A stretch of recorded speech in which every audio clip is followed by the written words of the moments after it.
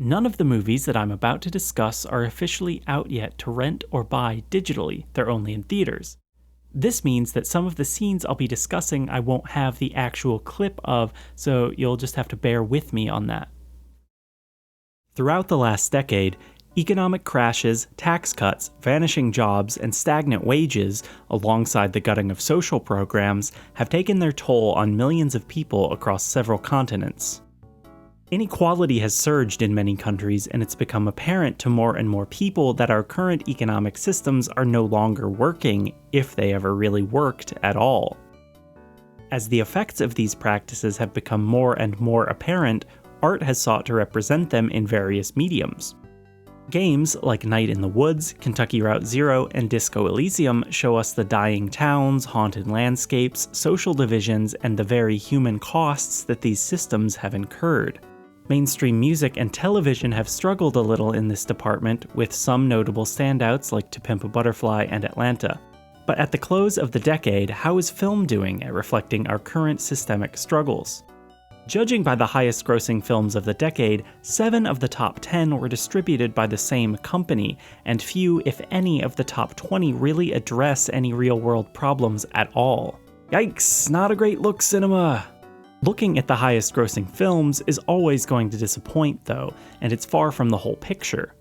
In 2019 alone, 3 movies came out that all attempt to depict this growing economic maelstrom. Although they may not have made as much money as the GDP of some small countries, Parasite, The Lighthouse, and Joker all look around at our jobs, at our general economic landscape, and say, "This sucks, dude," to varying degrees of success. It's of a merchant's daughter brought up in Cali. You know, we're living in a society. We're supposed to act in a civilized way. The parlor and said, "Won't you be me beau? Hurrah, me yellow gal, doodle let me go." Parasite, the 2019 masterpiece from joon-ho, follows in the footsteps of his previous films in showing the flaws in our economic and social systems. It depicts the economic reality of South Korea and, by extension, many other capitalist countries through biting satire. 왜냐하면 우리가 하나의 나라에서 살고 있다. 지금 하나의 거대한 나라, 자본주의라는.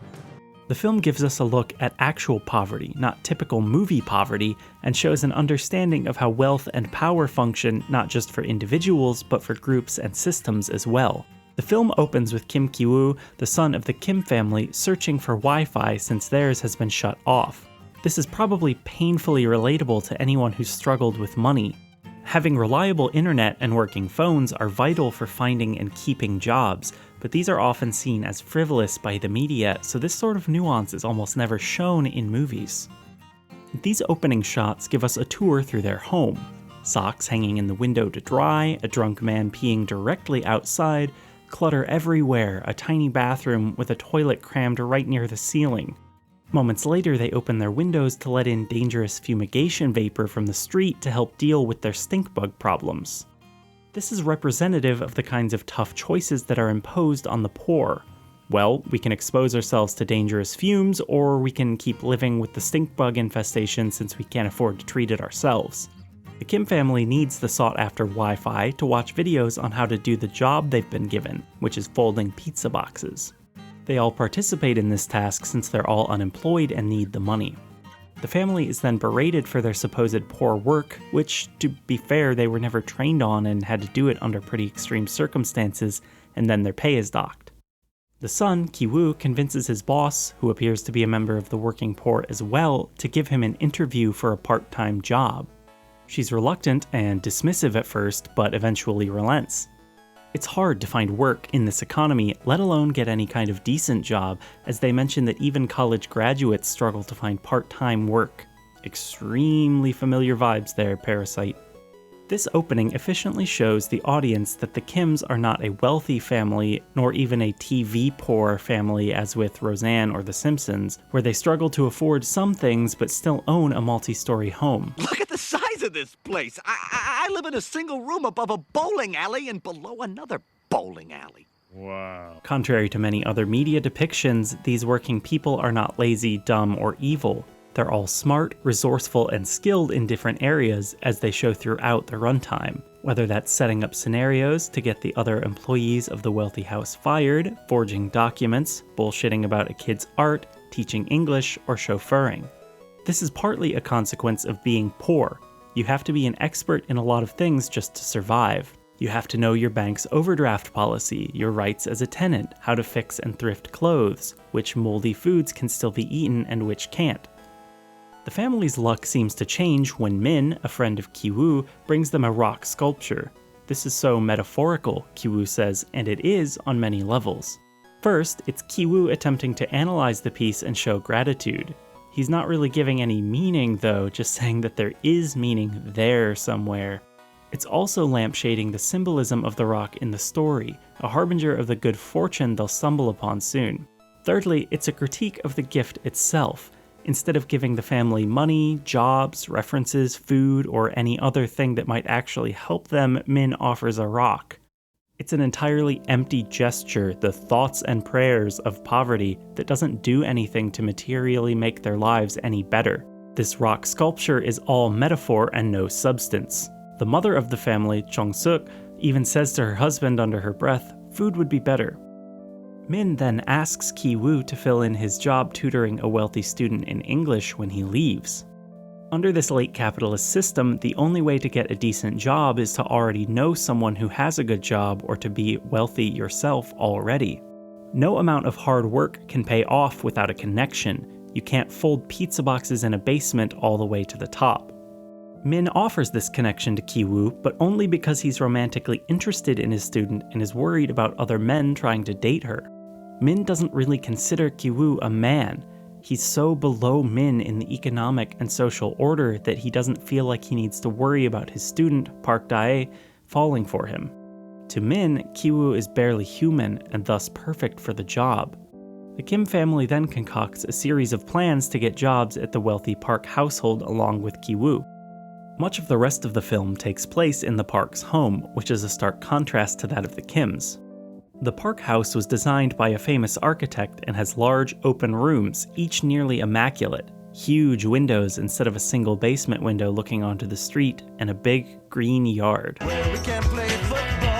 Going through various rooms of this massive house mirrors the tour through the Kim home, but this time it feels even more criminal, even more sickening that this family has so much when the Kim family has next to nothing. Here we're introduced to the Park family, who often go by English names like Nathan Park, and who use English names for several of the workers at the house, Kevin for Ki-woo, Jessica for his sister, and so on. Their son is also a Boy Scout, which is a very American tradition, and he's into Native American iconography. He also has a tent and other toys that were made in America. Anything American is a status symbol, a marker of quality, and a way of separating themselves from those around them. I'm deadly serious. Getting to know the Park family, it becomes clear that they aren't particularly clever or hard-working.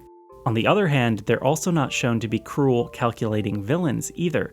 They have outwardly decent intentions, more or less, unlike many other extremely wealthy antagonists in film and TV. This depiction further shows the injustice inherent in the system, though. Now we see the violence inherent in the system. Extreme inequality is present in this economy even with relatively nice people at the top. As the saying goes, there are no good billionaires because a system that creates people that wealthy also subjugates millions of others necessarily in order for that wealth to be hoarded. The Kim family has nothing because the Parks have everything and more. No matter how nice they are, they're complicit in a system that is inherently cruel. As Chong-suk hints at later, if she had money, she'd be pretty nice too. When the Kim family is fully employed at the Park household, things seem to be going well. That is, until the former housekeeper, Moon Kwang, returns while the Parks are away. She shows up at the gate, bloodied and soaked in rain, begging to be let in and asking for help. The Kim family, with their newfound but precarious proximity to wealth, are hesitant. They don't want to risk their positions to help someone worse off, lest they end up where they were before. This is reflective of one of the major ways that economic pressures keep people apart and crush solidarity. If you work a low-paying job, you can probably be fired at any time for any reason, and you're constantly dealing with the stress of never having enough to cover your needs. So you're always on edge, always trying to protect yourself, which leaves little time or energy left over to help others. All that said, people on the bottom are still more likely to help those in need than the wealthy, which should really tell you something. It also shows that these economic systems are a zero-sum game by design. In order for the Kim family to even slightly loosen the grip of extreme poverty, it comes at the cost of others. All of the former workers at the Park household lose their jobs and presumably end up like the Kim family was at the beginning, or worse. The rain that soaked Mungguang keeps pouring down throughout the second half of the film, culminating in a flood. The rain forces the Park family to cancel their son's birthday camping trip and come home, where Da-sung gets to play in the yard and pretend he's camping to cheer him up. Both the parents and the kid get to stay warm and comfortable and even kind of enjoy the weather as they watch the rainfall from indoors. For the working Kim family and their neighbors, though, it's a disaster. Their semi-basement floods, and they all rush home other than Chung-suk to collect their most important belongings before their home is totally filled with water. This leaves them temporarily homeless and without any clothes or food or a way to get clean. The next day, after sleeping overnight in a gymnasium with a bunch of other victims of the flood, they're still expected to come into work because the Parks want to have a fancy party for their son. In this way, weather can often function as a marker of class and privilege. Around where I live, I see tons of cars on the road in the winter that are still partially covered with snow after a storm. Then there are some that are completely spotless. The drivers of the fully clean cars are likely to own homes. Their vehicles were stored safely away from the snow in garages overnight. Like the flood, a minor inconvenience for the upper class may be a disaster for others. One of the pivotal scenes of the film, and the last I'll be discussing here in order to keep the runtime reasonable, involves the Kim family finding out that someone has been living in the house's bomb shelter undetected for years. He subsists on food he can scavenge from the fridge when the Park family is asleep or away. The Kims react with shock and horror and don't want to help this man, Gun-se, who turns out to be Mungguang's husband. The Kims are better off now and don't want to risk their position to help others. They've aligned themselves with their employer's interests. The husband is trapped in the bomb shelter with nowhere else to go and no work to be had. Instead, he turns on the lights whenever Nathan comes home and prays to him, thanking him for his benevolence in Morse code. This metaphorically shows us how constant advertising and propaganda can warp your beliefs and thoughts. It can make you see the wealthy as saviors, as job creators, or at least a goal rather than what they actually are. Parasites that suck up your surplus labor. Nathan will never, ever know of this man's existence, but Nathan's existence is everything to this man in the bomb shelter. His alienation from both his labor and his family and friends whips him into a kind of bootlicking madness. He is a member of the unmentionable underclass, one of the people that the system is designed to silently grind to dust for the rich to snort. After his wife is shoved down the stairs and killed by Chung-suk, though, he vows revenge. During the fancy party for Da-sung, he leaves the shelter and smashes Kiwoo's head with the rock sculpture. He rises as a ghost made flesh, the raging id of the poor, a specter haunting brunch, and gets to stabbing. As the chaos unfolds and multiple members of the Kim family are injured, Nathan and the rest of the rich guests can only focus on helping and protecting themselves. Ki-taek, the family patriarch, notices that even during this violent outburst, Nathan Park focuses most on the smell of the attacker, as he did of himself earlier in the film, instead of on the bloodshed and death. It's an aesthetic consideration and an assertion of class even in the midst of a violent murder. Ki-taek grabs the knife and with it the mantle of rage at the unjust system and stabs Nathan, then escapes into the bomb shelter to take over the trapped man's role. Now he is a member of the permanent underclass that the system relies on, the invisible, disposable worker that does all the grueling work behind the scenes for the rich. His son, Kiwoo, upon awakening from a coma, vows to get rich eventually and buy the house, but this would only perpetuate the cycle, trapping others in the bomb shelter. Parasite shows us the inequality inherent in our current economic systems. It shows us the true costs that massive wealth accumulation, even by nice billionaires, can incur on a society.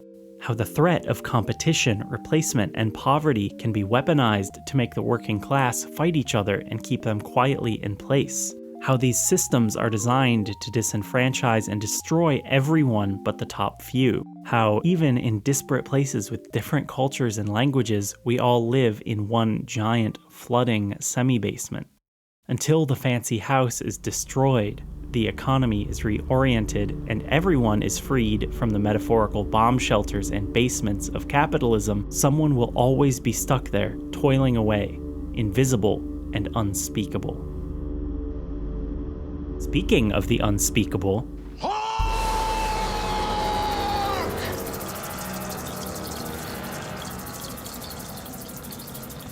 All right, have it your way. The Lighthouse is many things. It's a highly stylized, slow-burn thriller, a pitch-black bi-adjacent comedy, a Promethean allegory about the follies of desire, a 2-hour Hegelian dialectic of farting. You're talking about me corralling him with farts.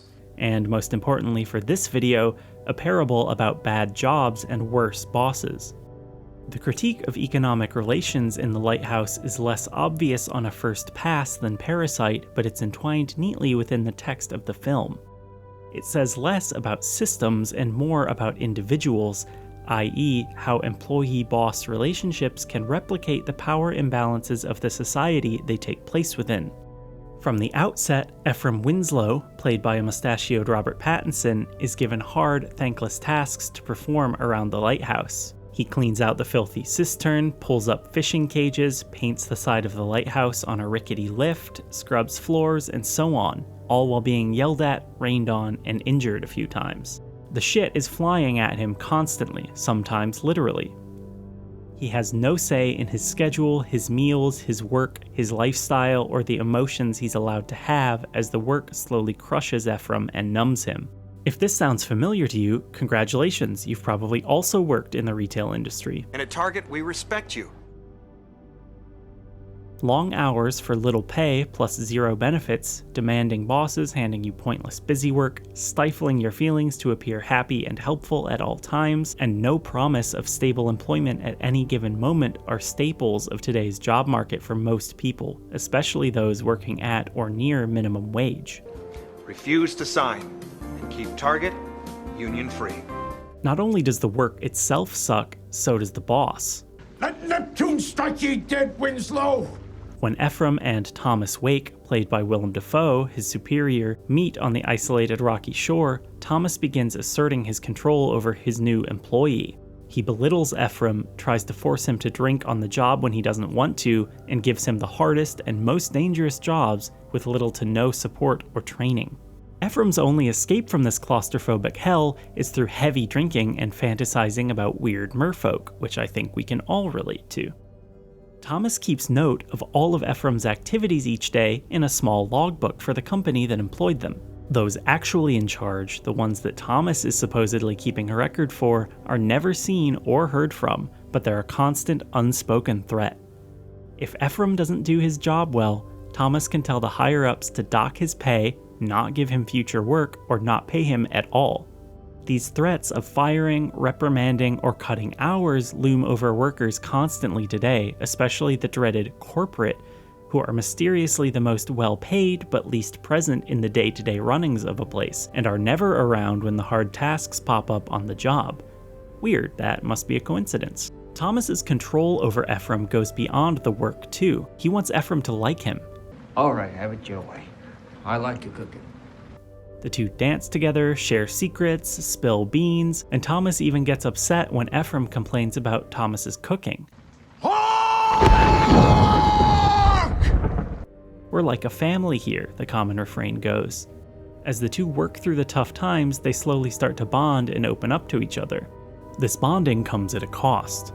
Just like the jobs that try to convince you that they're like family, Thomas takes any complaint about the work or living conditions personally, and leans on his weight as Ephraim's boss to try to get him to do what he wants. Not to mention Thomas's constant gaslighting, or not, depending on how you view Ephraim's mental state, I guess. Meanwhile, the mysterious light at the top of the lighthouse, the actual reason that the two are on this rock, is kept locked away from Ephraim. He's not allowed to see it up close, even for a moment. The floor to the top of the lighthouse is locked, and the key is kept on Thomas's body at all times. Eventually, Ephraim's curiosity gets too much to bear, and he sneaks up one night while Thomas is tending the light, and there he sees something that he can't quite comprehend, but surely something forbidden and powerful that he badly wants nonetheless. It's constantly kept out of Ephraim's reach due to his status, despite Thomas promising him that someday he could take over and see it. Ephraim is driven by desire throughout the film, both libidinal desire and the lust for power, and is denied it at every turn. This light at the top of the titular lighthouse can represent a number of things, much like the film itself, but here it can be seen as the power and wealth gained by being a boss, by stepping on others to get to the top. The only way Ephraim is able to get there in the end is by physically beating Thomas half to death and stealing his key.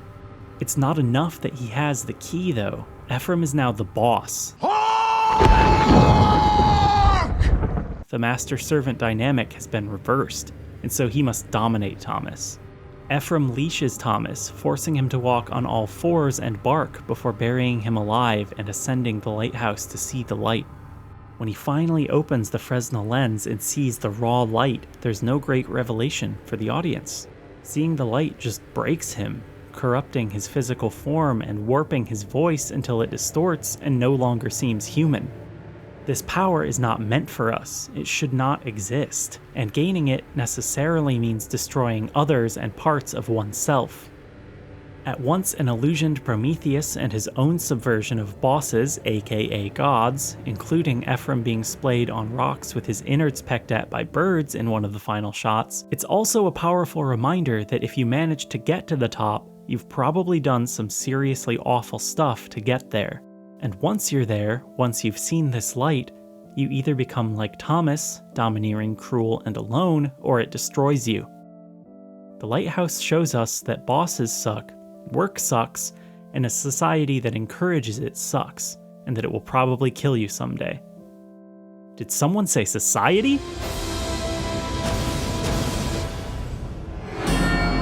If you just Joker is a 2019 film directed by Todd Phillips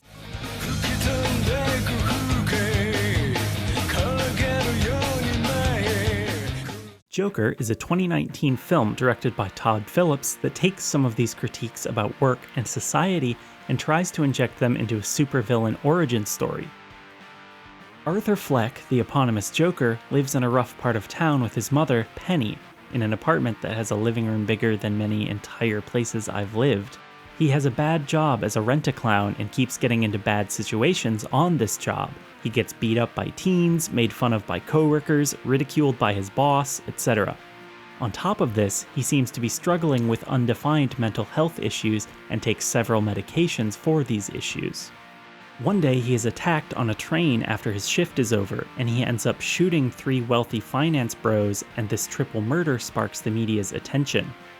Thomas Wayne, Gotham magnate and mayoral candidate, says that the murders were a real shame, and that the criminals and supporters of this murderer are all just clowns. Soon, people are protesting, holding up resist signs, and taking on the clown iconography to protest Wayne and the way Gotham is run in general. Arthur's therapy is cut from the city's budget, although he doesn't seem to benefit from going anyway. He's made fun of on national television by a late-night host. He kills a few more people, including his mom and a coworker, and then kills the host on live TV. If this all sounds rather vague, it's because the movie itself is vague. First, the good. Joker looks really nice. It may be aping other better films' visual styles, but at least it's not a block of bland concrete, desaturated colors, and pre-rendered set pieces that all blend together like film slurry. It actually has color. It has non-white people in it, even if they're mostly treated as props. Also, unlike other superhero movies, it isn't content with the status quo. It's not looking to preserve society as it is now, and it doesn't look at nearly omnipotent billionaire supermen with any kind of admiration. Joker knows something is wrong with the world and is rightfully angry about it. The problems begin when Joker actually tries to tell you what's wrong, it comes up very short on explanations. Almost anyone can tell you that society has deep problems. Right-wingers do it all the time, leftists do it, hell, some centrists even do it. The movie seems afraid of asking its audience to think too deeply. It's in a perpetual both sides dance that hardly sustains itself over 2 hours. The film's major mistake in addressing these problems is that it repeatedly miscategorizes societal and systemic issues as individual ones. The economy isn't inherently unfair in the world of Joker. People today just aren't nice enough to each other. People don't care enough. Joker doesn't mind his actual job. It's the people around him that make it bad. On top of this, the movie also heavily indulges in stereotypes about mental health and abuse victims.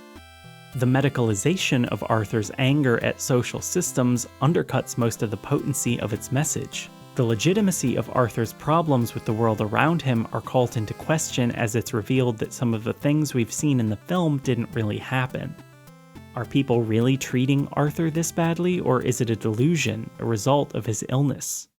The movie has little interest in exploring this because, like Fleck himself, it has no desires and no insight other than a need to be seen. Joker himself says that he has no ideology, and that no one is civil anymore, a cutting insight that would fit right in on cable news. The film is brimming with anger, resentment, anarchic energy, but it doesn't know where to point that energy. Another of the film's biggest missteps is the question of Arthur's parentage. The movie wants to suggest that his mother writes to Thomas Wayne so often because Wayne is actually his father, and that Penny was institutionalized to cover up an affair of some kind or a long-term abusive relationship with him. It also strongly suggests the possibility that she's simply delusional, abusive to Arthur and abused by her boyfriends, and that his father is actually someone else that we never see. The movie could have a powerful message about the failures of institutions to protect victims, especially women and children, that the institutions of Gotham City were used by Wayne, just like the wealthy do in real life, to put Penny away and protect his own reputation and power. By leaving this question ambiguous, the movie robs itself of serious weight, and also repeatedly blames Penny for letting Arthur get abused despite her own seeming record of abuse. It seems to use this ambiguity not to make a statement or a metaphor, but to leave the audience questioning whether various events they have seen in the film are real or if they're in Arthur's head. The ambiguity is used as a twist moment, but really to no end, and only undermines its message throughout. The film wants to have it both ways. The rich suck, but the protesters are going a little too far with their masks and resist signs, like when one of the protesters instigates a fight with the police rather than the other way around. Like Parasite, the film could have been a brutal parable about class warfare, but it's either too cowardly to actually depict it, or its creators don't actually believe it. Like The Lighthouse, it could show how awful work can be and how exploitative bosses ruin lives. The movie starts to hint at this, but does Arthur kill his boss for firing him and then kill Wayne for ruining his family, finally getting righteous justice? No. He kills his mom, maybe, remember the ambiguity, his former coworker, and a TV show host that made fun of him.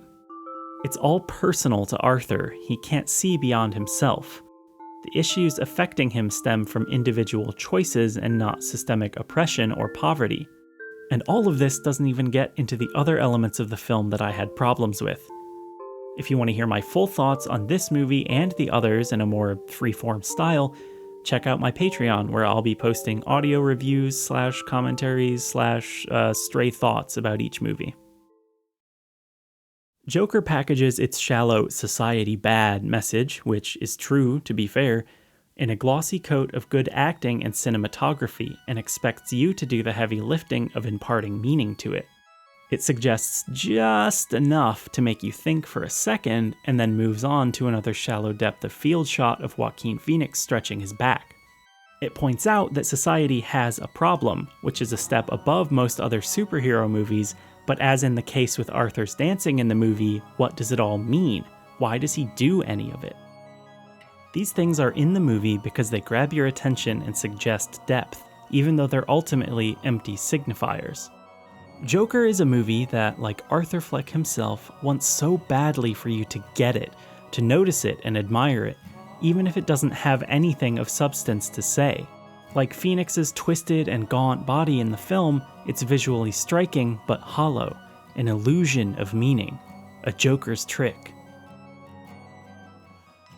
If nothing else, despite some faults, it's encouraging to see movies with even baseline understandings of our social and economic reality gaining critical and commercial success. These movies, along with other recent films like Sorry to Bother You, Knives Out, Shoplifters, and Burning, are all asking hard questions about the ways we live, the ways we work, and the ways we're treated. Film is a powerful medium, and these filmmakers have used their art form to look around and ask, does it really have to be like this? And the definitive answer that keeps creeping up like Gunsei rising from the bunker is hell no.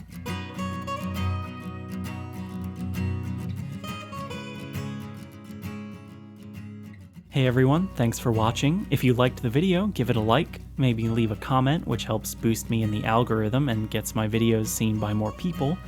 You can subscribe to my channel if you want to be notified of my future videos. I'll be working on something about Hegel and Paul Thomas Anderson next, which I'm very excited for.